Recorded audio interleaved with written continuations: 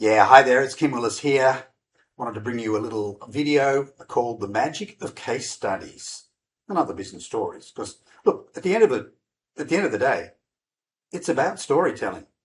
If you've got a business and you're not telling stories verbally, in person, on the phone, via text, on your website, LinkedIn, whatever, you're denying yourself some wonderful opportunities to do more business.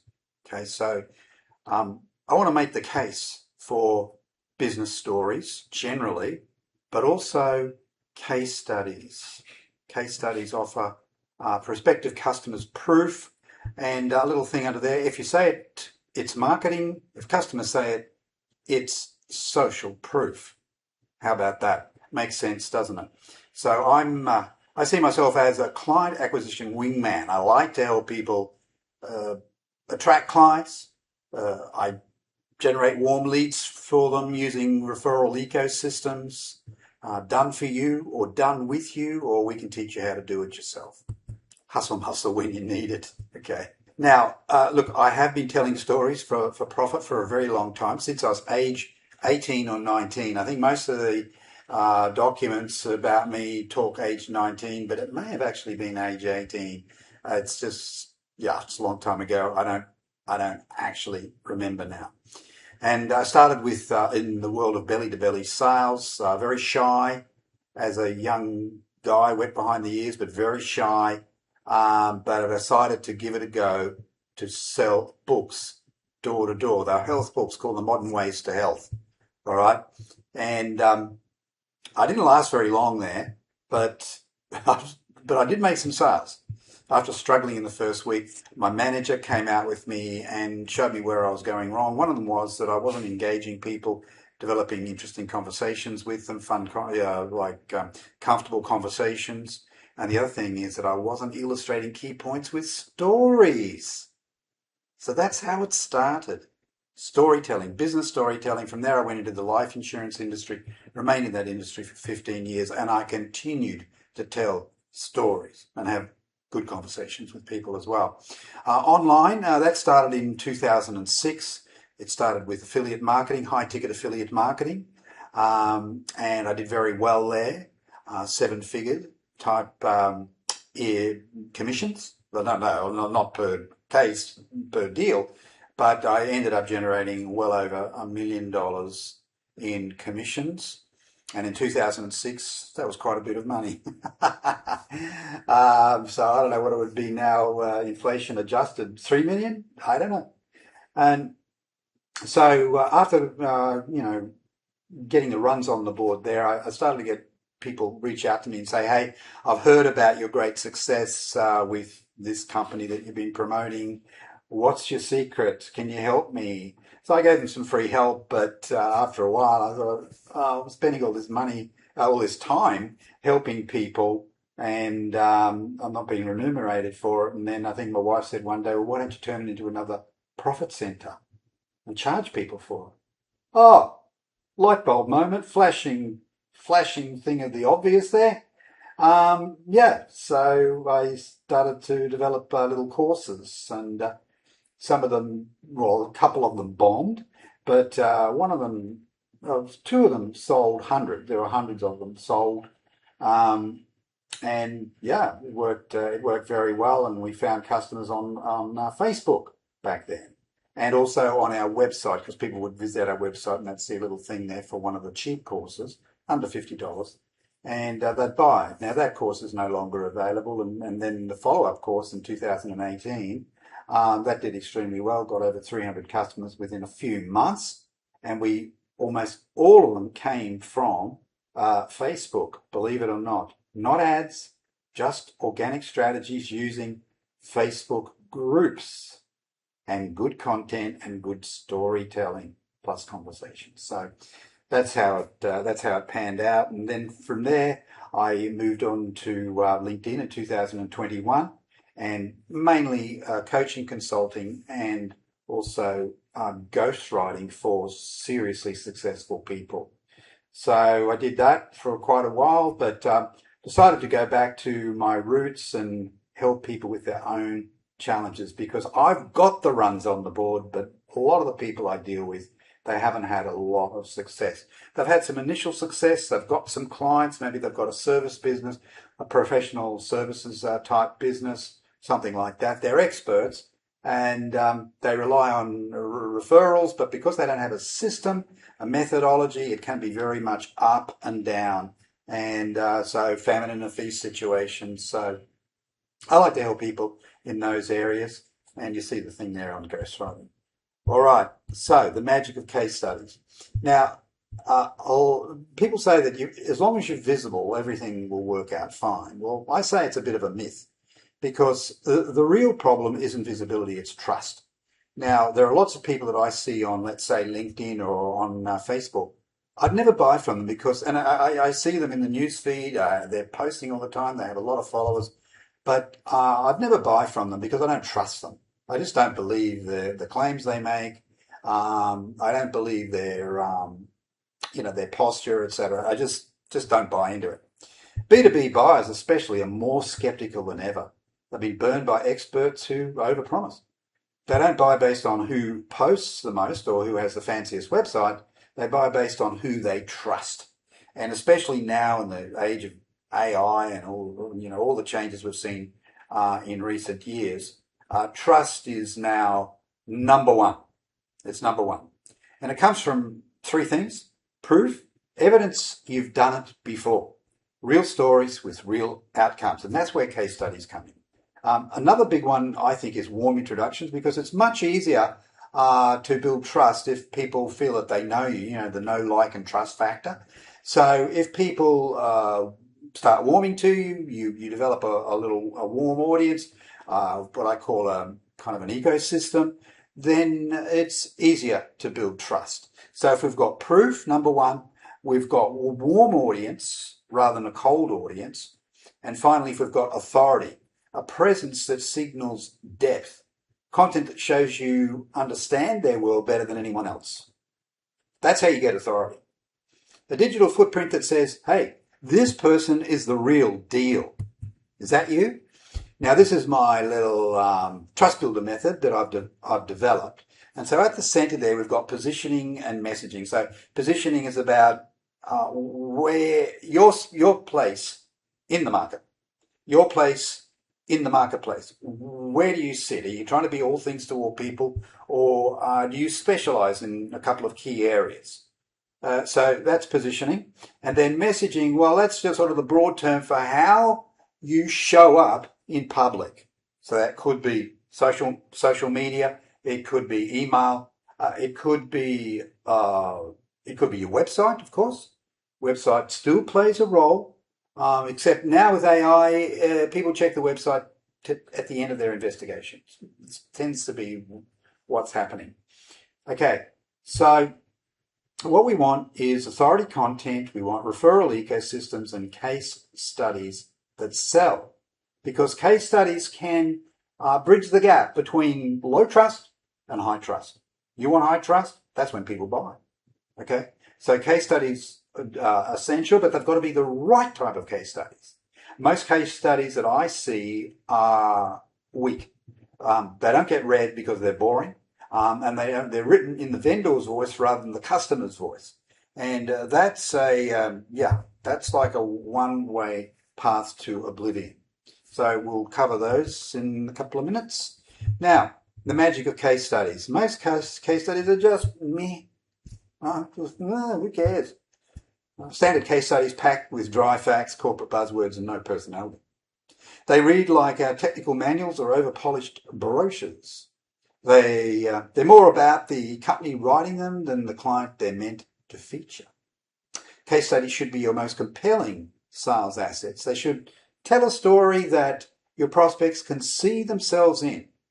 They kind of say to themselves, wow, it's like he or she is talking directly to me, right? I know that people have these feelings because when I finally go into a call with some of them, they tell me.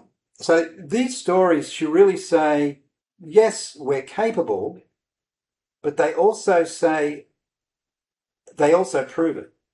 So these stories, the way we do them, not just about showing that you're capable, but they also prove it. Case studies that don't work, what are they about? They're data-driven, lack of resonance, invariably written in the vendor's voice. And we call it the CSR format. I'd say 90% of the case studies that I review are CSR type case studies. So that's about the challenge, the solution, the results. That's it. But they don't really speak to buyers because buyers are at a different stage in the process. They still have this problem. They're feeling this pain. They haven't yet had the problem solved. In some instances, they're not even sure what the real problem is. That's why they need people like you. If we can share a story with them that is relevant to them, it really hits on their situation. It's highly relevant because that story solved a problem, a similar problem to the one that the prospective buyer is experiencing right now.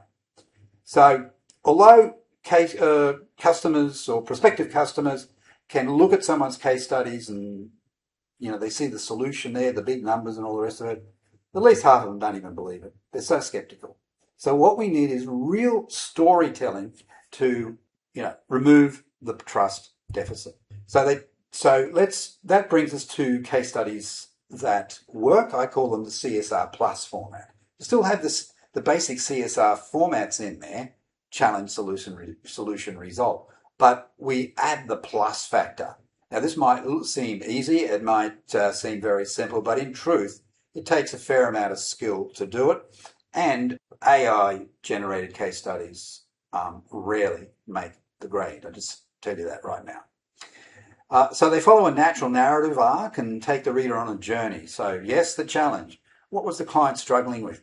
But we go deeper just in this one area alone because we interview the client. The focus of the story, right?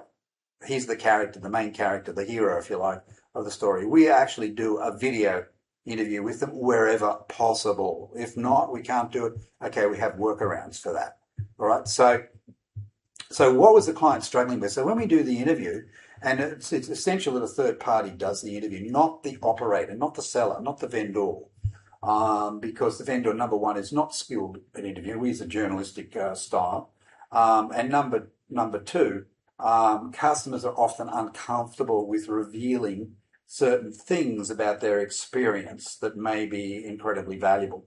But when they talk to a third party, such as us, me, or one of my people, they'll once they loosen up, they start telling us incredible things that would not have been extracted otherwise. Why it mattered, number two. All right, so that's a new inclusion there. What would have happened if nothing changed?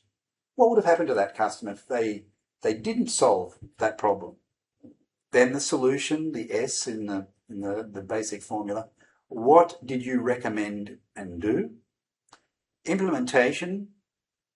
How was it rolled out? Any bumps along the way? That's important. And it builds trust when maybe there was a hiccup. Maybe a staff member was sick. And so there was a 72-hour delay whilst the boss was sorting out a replacement. But everything got back on track very quickly. That is not something to be hidden. That's something to be visible, exposed, because it's much more believable when the prospective buyer reads that and they say, wow, they had a problem, and every business has a problem with delivery at certain times, but they rectified it. That's what customers are really wanting to know. If there's a problem, what are you going to do about it? Number 5, the results. What's better now and how do they know? So even though that's the standard R in the CSR formula, because we're interviewing the customer, we get more meat. We put more meat onto the bones. And then number 6 is the impact. Okay, what difference did this make to the business? Now, the customer interview mentioned that. Most case studies are not like that. No one interviewed the customer. So they can't possibly be written in the customer's voice because they didn't even interview the customer. They think they know their customer, but operators see customers in a different way to people like us, okay? And it's our job to find out some of the other gold nuggets, extract the real story. Or sometimes the boss gives it to an inexperienced employee or a subject matter expert. Either way, this is what happens. They ask questions that confirm what they already know. It's not a process of discovery for them because they already know. They're involved with the delivery of the service, right? Or the product. They miss the moment when the customer says something unexpected and hugely insightful. They don't think it's important. But the audience thinks it's important. So it becomes another opportunity lost.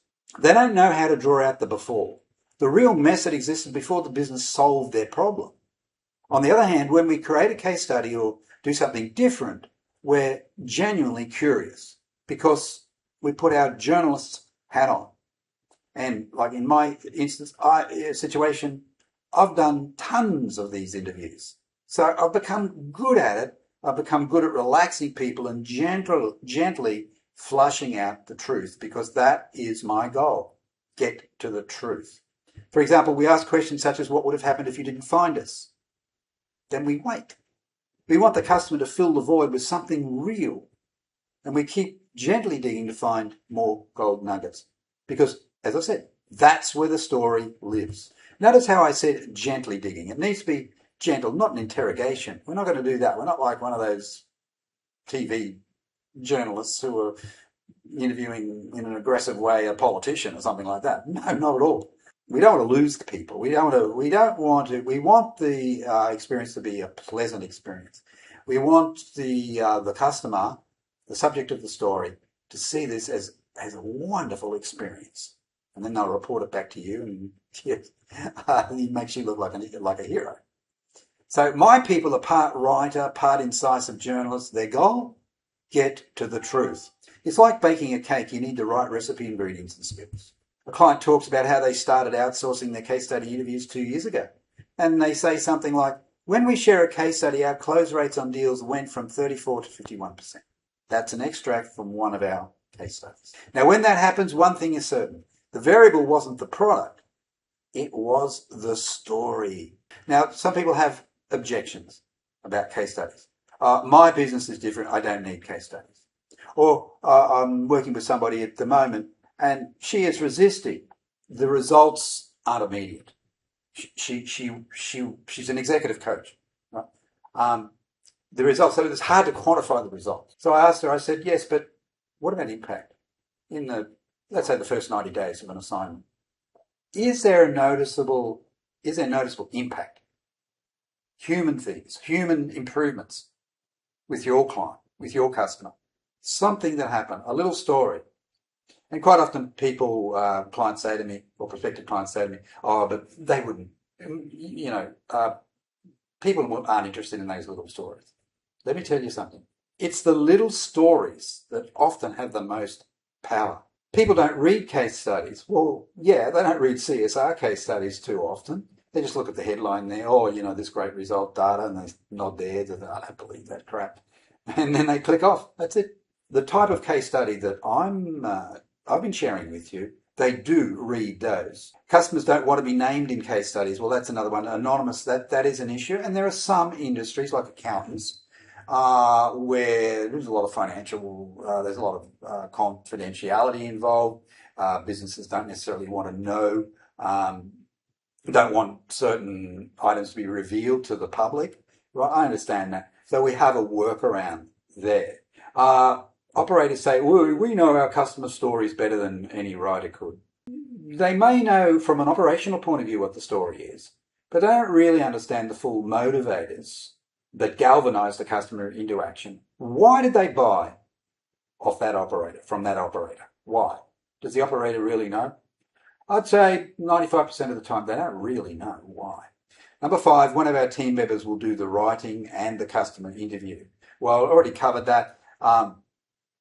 Team members are probably the last people that I would want to delegate it to, unless they're already very experienced writers and they know how to write case studies. And the customer interview, once again, it's better if a third party does the interview. Number 6, if I explain how we do it, competitors will copy us. I've had this one a few times. It's kind of laughable. It's it's not kind of laughable, it is laughable. Because or anything that gets shared in the case study is just going to be a basic framework that is probably easily available out there in the public realm. It's not a big deal. It's they can't copy you because your intel goes deep, your IP goes deep. We're not going to reveal all of that. And the other thing is that, of course, you approve everything before it goes live. Now, the main final point is how to use case studies in sales conversations. Good case study isn't a handout, it's a conversation starter. So instead of saying, here's a case study to read, try something like this. This reminds me of a client we work with who had a very similar problem. Would you like to hear how we did it for them? They say, yeah, I really like that. Okay. After the meeting, send the relevant case study with a note. Thought you might find this interesting. These guys faced a very similar challenge as discussed on our call or whatever. Far more powerful than a brochure or a slide deck. Far more powerful. Look, this storytelling structure adds emotion, relevance and clarity. It also makes it much easier to remember than a bullet point summary. They resonate. A few little examples here, case studies. This is actually one of my clients. I helped her attract 121 customers in 5 months. You're welcome to get a copy of it. Had to break it up to fit the format here. But just let me know. This is another one. This is one we did for an accounting firm, and it was from a financial mess to a well-oiled not-for-profit enterprise. Basically a really great story where we interviewed the customer. Okay, folks, that's it. And now next step for you, if you want to take it, it's up to you. But if you want to get more information, you can subscribe to my newsletter. Just let me know. And you can follow me on LinkedIn, check my posts, leave a comment. All right, this is Kim Willis. Bye for now.